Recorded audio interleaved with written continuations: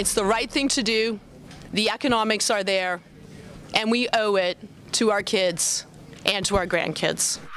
Next target up on Canada's climate file, coal. At the recent climate conference in Germany, Canada announced it was leading a new coalition with the UK to stop the use of coal. 18 countries have jumped on board, agreeing to phase out coal-fired electricity. But the biggest emitters, the UK, or the US, China, and India, are not on board. In fact, the US is going the other way. They're doubling down on coal energy. So how far is Canada willing to go? Will we ban exports of coal? Let's find out. Joining me now, the Minister of the Environment, Catherine McKenna, who I always say I've known long before you went into politics. Okay, good to see you. You're just back from the conference. What do you say to provinces? There's 4 provinces that really depend on coal-fired electricity: Nova Scotia, New Brunswick, Saskatchewan, and Alberta. What do you say to them? We're working with them. So last year we signed a climate deal with the provinces and territories, and we made the announcement that we were phasing out coal by 2030. We're working with all 4 provinces, and we have solutions. And so the good news is, through investments, whether it's interties, so clean power between provinces, we should be working with provinces that have clean power. We're going to find solutions with those provinces. And you know what happens? There's 42,000 people that work directly or indirectly in the coal industry. We talked to the government of Saskatchewan. They said, ask the minister where you're going to find the money to help those people. Where will that money come from, and how much? So we know, first of all, we know that there are many more jobs in renewables, and that's the way the world is going. But of course, we need to be concerned about workers and communities, and we've committed to a just transition. We're now working with the Canadian Labour Congress to figure out the details of that. We have a task force that we've set up. But, you know, communities want cleaner air. And so let's talk about how polluting coal is. Forget about greenhouse gas emissions, which they are huge in terms of greenhouse gas emissions.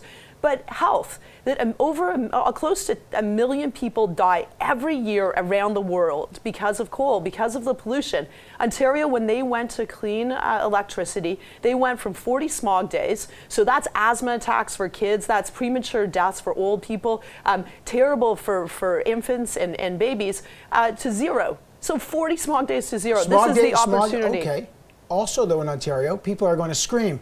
Great. The other thing that happened when you closed the coal-fired generating electricity plants is that the price of energy spiked. It's become the #1 issue in the province of Ontario. How do you look at other provinces and say, phase it out, we'll train the workers, no details on the money, no details on when and where? Also, how do you make sure that those provinces don't see a massive spike in their cost of electricity like Ontario did? Well, you can look at, so right now 80% of our electricity is clean. So there are provinces across the country that aren't on coal. There are only 4 provinces that are on coal. Clearly, we need to work with them. We need to work with the workers and communities, and that's exactly what we're doing. The phase out is 2030, so there is time. There's a transition. But this is the huge opportunity. We have clean power that's cheaper. So when you say that the U.S. is going the different direction, no, the U.S. administration says it is, but the market has moved. So when we did our coal event, where we had countries around the world signing up, we had someone from Bloomberg talking about the market. Market has moved on coal, that there are much cheaper forms of energy. Because there, you know that the EPA down there, and the new head of their Environmental Protection Agency, they're ripping up the agreements. They want what they call clean coal and more coal. You think they've got it wrong? They have got it wrong. The market has moved. It is cheaper to go to natural gas and to go to clean power like solar and wind. And it makes more sense because we have a huge economic cost. The cost of premature deaths, the Lancet report on climate and pollution talked about pollution is the #1 killer around the world. You just have to look at images from India, from China. You can see those cities are literally being choked by coal. Those are people dying. What are you going to say to the new U.S. ambassador, Kelly Craft? She's here. Her husband is a billionaire from coal, right? And we have a clip of her, and we can show it to you right now, where she says the science on both sides of the climate agreement and the climate change argument are decent. Check this out. I wanted to get your thoughts if you believe in climate change. You know, I think there is good science on both sides of climate change. We have to respect our environment, and I think that the president has put the environment first, but also the economy of the United States and the safety of the American people. All right.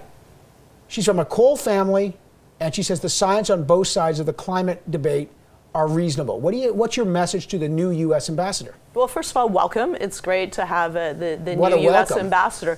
But there's no debate on the science behind climate change. We know it's man-made. We know that coal is a huge factor. Coal is the most polluting fossil fuel we have. We need to move past coal, and we have a huge opportunity Is that to a do diplomatic this. problem while your government is trying to renegotiate NAFTA? You're looking at their representative and said, you're wrong on the #1 issue, and you're wrong on not just an economic issue, but a family issue for her. I'm just talking about the science, and the science doesn't lie. The science is clear that climate change is real, it's man-made, and fossil fuels, especially coal, are a huge part of the problem. Have you talked to the ambassador yet? Have you told her all I this? haven't had the opportunity to meet with the ambassador. And look, you can disagree on particular issues. I think that's healthy. I think Canadians expect us to stand up for the planet, to stand up for clean air, clean water. We share a border with the U.S., but air doesn't know any boundaries. Water doesn't know any boundaries. And I think you can have honest discussions. At the same time, of course, they're our #1 trading partner. They're our friend. We have great relationships with the United States.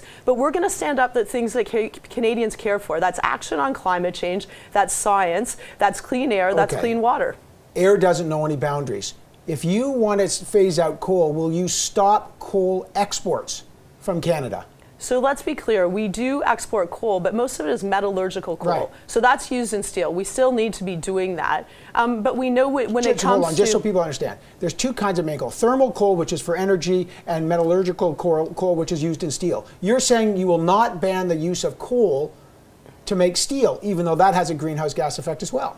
No, we're not going to do that. That's not our approach at all. Our focus is really on what we're doing in Canada and cleaning up our electricity system here and working with countries around the world. There is a huge opportunity. I mean, you know, that we can move to cleaner sources of energy. Why? Because we want to reduce our greenhouse gas emissions and we want to save our planet and we want people to stop dying from pollution. But let's just get this clear. Will you ban exports of thermal coal?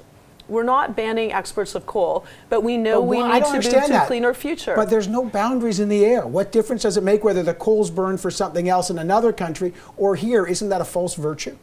No, look, we know we need to move forward. Our goal is to work with countries around the world to get them to cleaner sources of energy. We know we need to do that. The market has moved. We're working with countries. It was great to stand with the UK. So let's talk about the UK. Everyone thinks about coal when you think about the United Kingdom. They are going to phase it out by 2025. And there are countries around the world that are doing this. And there are good conversations going on with coal countries like Germany, like China, like India. This is like the asbestos debate. You don't use it here, but we're happy to export our asbestos around the world.